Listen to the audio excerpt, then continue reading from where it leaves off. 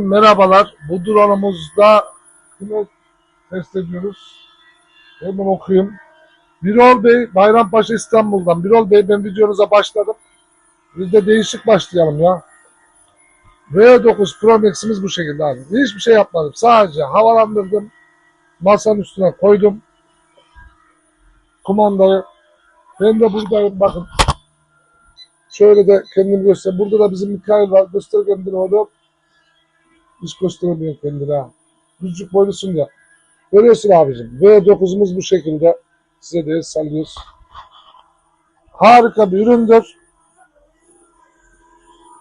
Abi her yerde kullan bunu. Şehir içerisinde dikkat ediyorsun. 30 metreden fazla irtifa yapmıyorsun ama arazide 120 metre irtifa yapabilirsin.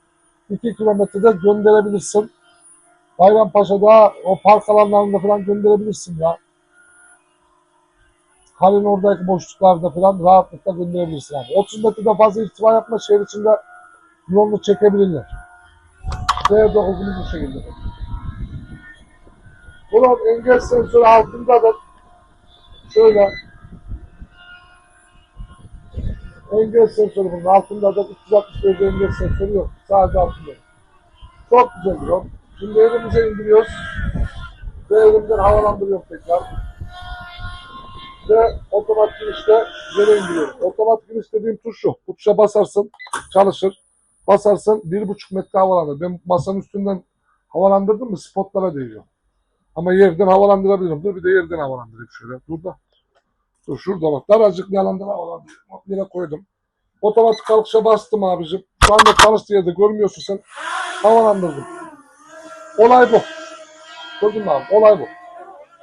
Olay bu. Daracık bir alanda.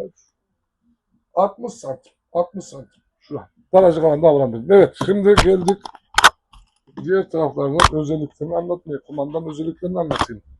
Birol Bey, kumandamız bu şekilde. Nasıl çalışacağını biliyorsunuz zaten. İzlemişsinizdir videoyu.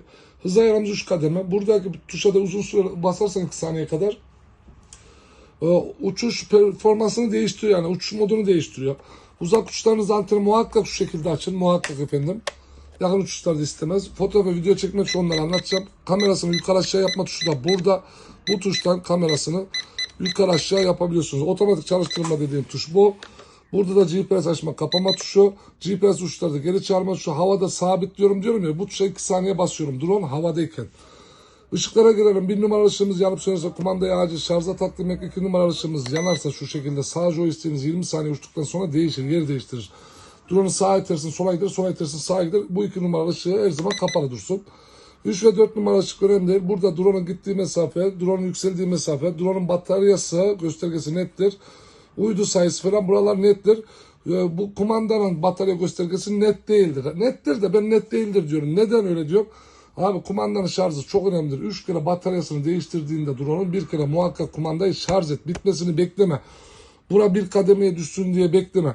3 kere drone'u şarj et ya da drone'un bataryasını değiş. Bir kere, yani 4. uçuşunda hiç şarj etmeden 4. uçuşunda kumandayı şarj et. Zaten geldiğinde şarj edeceksiniz. Kalibrasyon nasıl yapılır? GPS'imiz açık. Drone'umuz yerde. Yerde düz bir alanda. Düz bir alan dediğim yani şu anda çay içmen olmasın. Çünkü pervane çarpar, pervaneleri çizer. Bu şekilde kalibrasyon tuşuna bastım, o tuşa 2 saniye o sabitleme şuna. Ondan sonra saatin ters yönünde çevirdim efendim. Aynı işlemi dikey olarak da yaptım. Bu şekilde bip sesini duydunuz. Bip sesi geldi. Artık kalibrasyonumuz hazır. 2 kilometre ileriye gönderebiliriz. Burada 2 kilometre ileriye gönderdik. 2 kilometre ileride şarjı bitti. Drone orada uçurdun bitti. Ya da azdı şarjı bitti. İşte bu kalibrasyonu yaptığım için drone tekrar buraya geliş yapacak. Kalibrasyonu yaptığım noktaya, kalibrasyon içeride değil dışarıda yapılır. Kalibrasyonu yapmadan gönderseydim şarjı bittiğinde size sinyal verecekti. Sinyalden sonra oraya 5 dakika daha, 4 dakika, 5 dakika daha uçtuktan sonra iniş yapacaklar. Kalibrasyon bu işe yarıyor. Çağırma tuşuna da bastığınızda kalibrasyon yaptığınız noktaya gelir. Yani 5-6 santim oynayabilir. Şimdi burada dikkat etmemiz gereken uçuşlarda, abi şehir içinde 30 metreden fazla irtifa yapmıyoruz. Çatıların üstünde gezdirmiyoruz.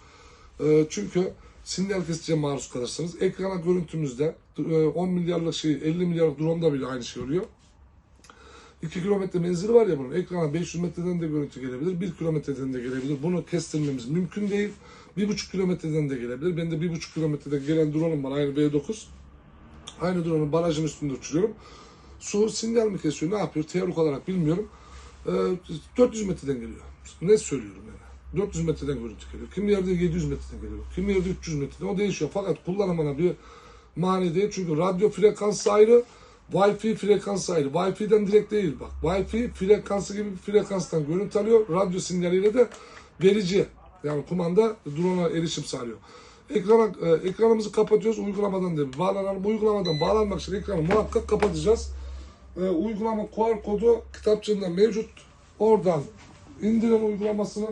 Buradan da şu tuşa basacaksınız. De kapalı olacak ekranda. VBRC linkine tıklıyorsunuz efendim. VBRC linki bağlandı. Bağlantısını bitti yaptık. LV Pro uygulamasının ismi. LV Pro uygulamasına tıklıyoruz. Birazcık bekliyoruz. Buradaki izinleri her zaman bağlan gibi izinleri veriniz. Burada da ayarlar var bak. Bu 200 metre, 2000 metre diyor bak 2000 metre. 120 metrede irtifa diyor. İlk başta bu haberiniz olmaz. 200 metrede kayıtlıdır. 200 metreden öte gitmez drone'umuz. Şimdi kullanım kılavuzunu da bir okuyoruz. Bunun kullanım kılavuzu farklı. Bunun uygulamanın kullanım kılavuzu. Drone'un kullanım kılavuzu çantanın içinde. Onun Türkçesini atacağız bize. Uygulaması kullanım kılavuzunu okudunuz. Görüntümüz geldi. Zoomlama gibi en basit özelliğimiz. 1080p'de görüntü kalitesi vardı efendim. Drone'u buradan da çalıştırabilirsiniz. Buradan sağa çektiğinizde drone o 1,5 metre havalanır. Buradan da kontrolü sağlayabilirsiniz. Buradan da çok rahattır fakat 2 kilometre değildir bu büyük ihtimal buralarını test etmedim. 100 metre civarıdır yani net bilmiyorum 100 metre civarıdır. Telefon uygulamasının üzerinden kontrol ederseniz. Fotoğraf video çekme tuşu buradadır. Buradan basarsanız veya uygulama açıkken hafıza kartı takmadıysanız drone'a şu tuşa basarsanız buradan da aktif olur efendim. Bastım kapandı, bastım aktif oldu, bastım kapandı, bastım fotoğraf çekti. Yani bu birileriyle eş anlamda fotoğraf, video çekiyor. Tamam mı? Burada konumlandırarak uçurma, kişi takip özelliği, dairesel uçma özelliği. Bak 3 tane özellik var. 3 tane özellik. Şu da drone'u geri çağırmadır. Şimdi kişi takip özelliği falan gerçektir. Bunlardan yararlanabilirsiniz. Şimdi burada da haritamız var. Güncellendiği için uydular. Şu anda bunu güncellemedim, dışarıya çıkıp bir fırsatım olmadı. Burada sokak sokak yazar. Şimdi bu ne işe yarıyor? Bu harita guru işe yaramaz. Nasıl işe yarar? Efendim drone'u bir şekilde şu orada düşürdünüz. Gördüğünüz indiğini drone'u düşmez de gördüğünüz indiğini drone'u fakat yer tespiti lazım. Ne yapacağız? Abi ekranı kapatıyoruz. Mobil verimizi kapatıyoruz. Wi-Fi'mizi açıyoruz. Drone'u görene kadar Wi-Fi yürüyoruz. Wi-Fi gördükten sonra üstüne tıklıyoruz. Bağlantı kuruluyor. LV Pro uygulamasından haritalara giriyorsun. Drone mavi ışık gösterir size, kırmızı üçgen gösterir. Kırmızı ışık, bir de pusula var orada. Kırmızı üçgen siz olduğunuz için mavi ışığa doğru yürüyorsunuz ekranda. Mavi ışıkla kırmızı üçgen birleştiğinde bir bakıyorsun yere drone ayağının ucunda. Tamam mı?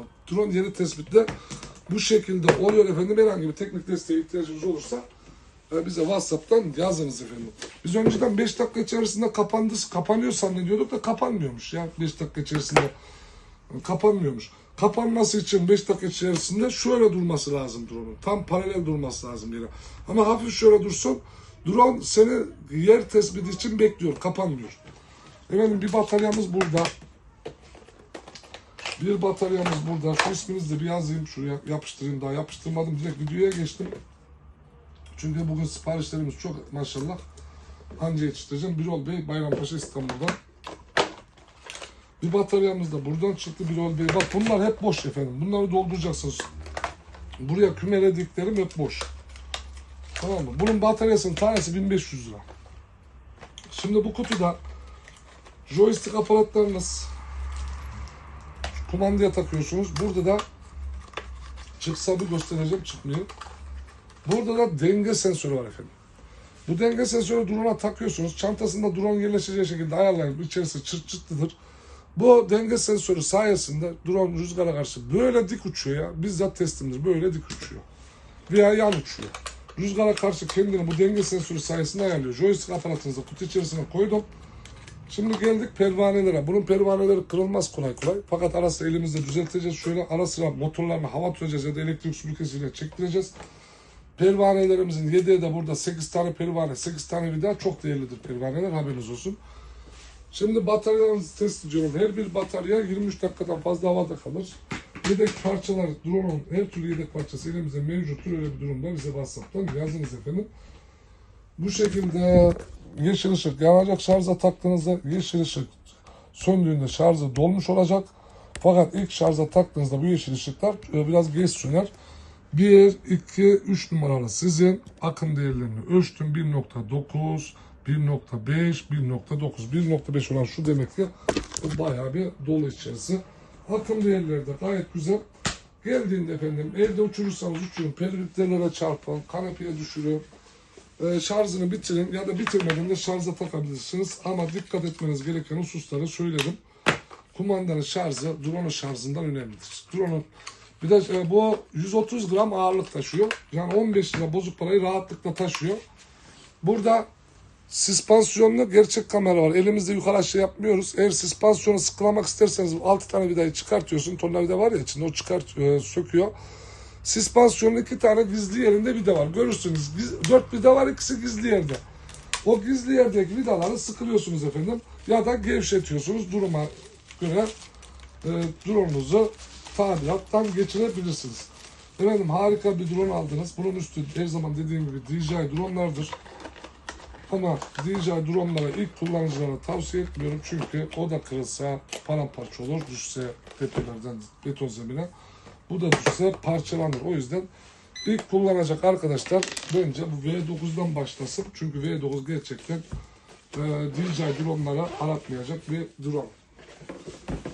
Güzelce çektik videomuzu. Biraz gevezelik yaptıysak affola. Güzel, size biz bazı bilgiler de atacağız. O bilgileri de okuyunuz efendim. Ve videolar atacağız. Onları da izleyiniz. Hayırlı olsun Bayrampaşa'ya, İstanbul'a. Kimeydi? Hangi beyefendiydi? Birol Bey'e.